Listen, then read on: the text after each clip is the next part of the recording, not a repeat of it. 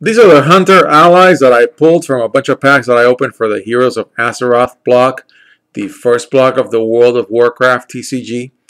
And I'm going to go through them one by one. Of course, all these cards, this blue thing means that it's the Alliance faction, and this red thing means that it's a Horde faction, and that limits your deck building.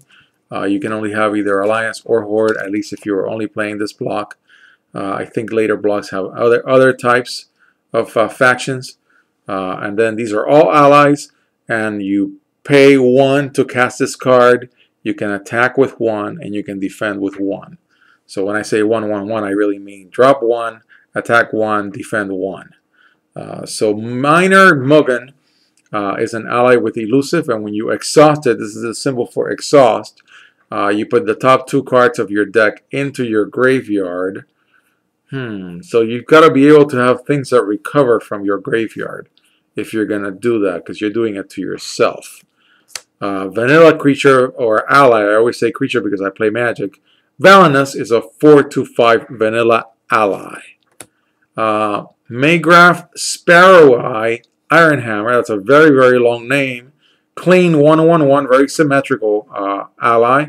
For an additional 1, it has long range, which means defenders deal no combat damage to him. It's a pure attacker.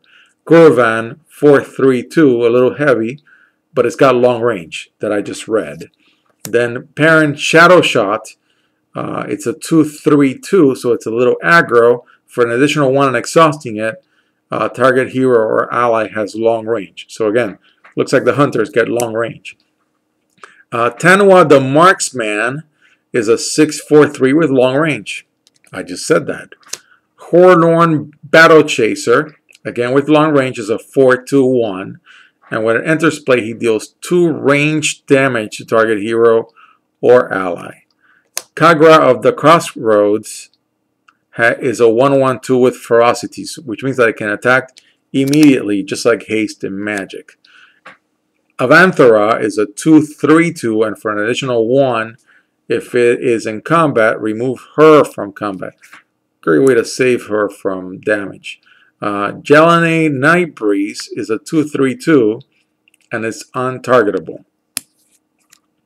Magrand Proudstep is a 3/1/2 with ferocity and long range.